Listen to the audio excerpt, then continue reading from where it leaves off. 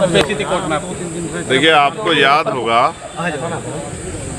जिला पंचायत का चुनाव हुआ था और उस जिला पंचायत के चुनाव में पहले दिन से लेके किसी का पर्चा खारिज कराओ, किसी को जबरदस्ती डरा के बिठाओ, और जो नहीं डर पाए, जो चुनाव लड़ने काम किया, उन पे पुलिस के जरिए जिस तरह से उनको दबाव में लेने काम किया, झूठे मुकदमे, तमाम चीज़ें मेरे अच्छी तरह याद है कि मैं अपने प्रत्याशियों के समर्थन में आया था। कोरोना काल था, बड़े नेताओं ने फ़ोन किया पुलिस के लोगों को कि चंद्रशेखर को प्रचार ना करने दो।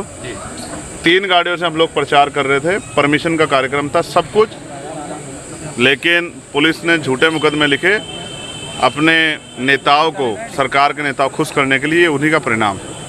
तो आज मैं जहां माननीय न्यायालय में एक मुकदमे में अपनी बेल के लिए जो है आया था, और माननीय न्यायालय का मैं धन्यवाद करूंगा कि उन्होंने हमारी बेल अर्जी स्वीकार की और हमें बेल दी। नगीना का चुनाव हो चुका, किस तरह के चुनाव परिणाम की उम्मीद आप कर रहे हैं? देखिए, नगीना में जो चुनाव हुए हैं, क्योंकि मैं ज्योतिष तो नहीं हूँ, ना भविष्यवाणी करता हूँ, मैं अपनी मेहनत पे और भीम आर्मी आज़ाद समाज पार्टी के साथियों की मेहनत पे आपको भरोसा दिला कहता हूँ कि हम कम से कम 1 लाख के अंतर से वो चुनाव, लोकसभा का चुनाव जीते हैं। और वही नहीं, जिन सीटों पे हम लड़े हैं, हमने बहुत ईमानदार से मेहनत की है पिछले 3 साल में।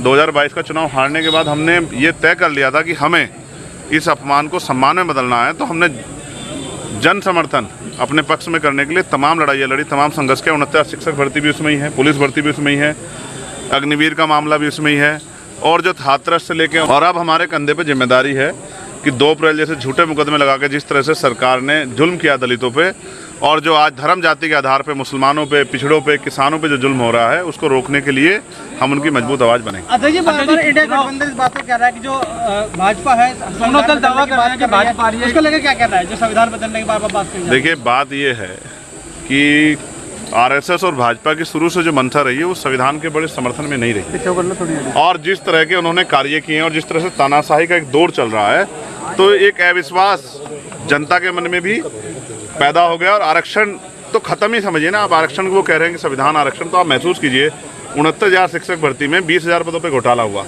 आपने जिसने चोरी की थी 420 का मुकदमा जिस पर दर्ज हुआ शिक्षा मंत्री को, उसको बचा दिया, और जो 6,800 नियुक्तियाँ आपने गलती मान के निकाली, अब तक उन बच्चों को नियुक्तियाँ नहीं दी। तो इसका मतलब आप अधिकारियों के साथ तो घोटाला कर ही रहे हो। इसलिए संविधान के आधार पर देश नहीं चल रहा, इसलिए बार बार कहा जा रहा है। जबकि भाजपा के नेता भी इस पर बयान दे रहे थे, ये बयान देने की जरूरत क्यों पड़ रही है?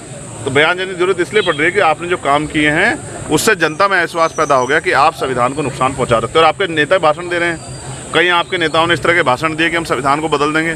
तो ये जो मूर्खता भाजपा ने की है, इसका खामियाजा उनको भुगतना पड़ेगा। और मैं आपसे फिर कह दूं, अलायंस नहीं, जनता चुनाव लड़ रही है, और जनता में महंगाई, बेरोजगारी और तमाम तरह से जो कानून व्यवस्था में खराबी है, और जिस तरह से देश की इकोनॉमी गिर रही है, जनता विरोध है, जनता चुनाव लड़ रही है, और जहाँ जीतेगी वहाँ जनता जीतेगी। विपक्ष ने बहुत कुछ अच्छे काम नहीं किए कि मैं कह दूं विपक्ष जीत रहा है। 4 जून के बाद क्या बसपा को समर्थन की बात मन में कोई भी, मतलब किसी पार्टी को समर्थन की बात? ये क्या सवाल पूछा आपने? मैंने ये पूछा कि आज 4 जून को क्या वो सरकार बना रहे हैं? अगर वो सरकार बनाएंगे तो हम उनको समर्थन कर देंगे। जो सरकार बना रही है, मैं क्या कहा आपसे, अभी 4था चरण बाकी है, और एक चरण में, और 7वां चरण, एक चरण में 70 से 80 से सीटें बाकी हैं। 58 सीटें आप समझिए, 58 सीटें बहुत बड़ा मैंडेट है भाई। इसके हुए बगैर हम कैसे फैसला कर लें? और अभी हमारे साथी ने पूछा कि आप बसपा को समर्थन करोगे, तो क्या बसपा सरकार बनाएगी? बसपा जो सरकार बना रही तो हम समर्थन करेंगे उनका। यदि आपकी विचारधारा के लोग सरकार बना सकते हैं, बिल्कुल समर्थन करेंगे। किन मुद्दों पर समर्थन? अब मैंने यही कहा ना, बहुत मुद्दे हैं, लेकिन ये फैसले पार्टी के हैं। पार्टी जो फैसले करेगी, हम डुमरियागंज भी लड़े हैं, और हमारे साथी स्वामी प्रसाद मौर्य जी कुशीनगर भी लड़े हैं। तो जो हमारे साथी जीत के आएंगे, हम लोग बैठ के और पार्टी हित को और संगठन को और अपनी विचारधारा को इसमें ध्यान में रख के फिर उससे फैसले लेंगे कि हमें किसको मदद करनी है। क्या लग रहा है इस बार इंडिया गठबंधन को?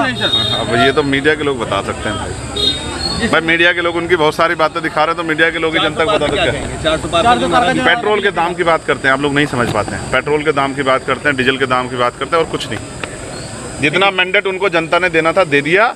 वो जब नगर पालिका, नगर परिषद का चुनाव था, उन्होंने कहा कि ट्रिपल इंजन की सरकार बना दो। उसके बाद क्या हुआ? क्या बेरोजगारी खत्म हुई? क्या सीवर में जो सफाई कर्मचारी मरते हैं, क्या मरने बंद हो गए? क्या पुरानी पेंशन लागू होगी? क्या हुआ?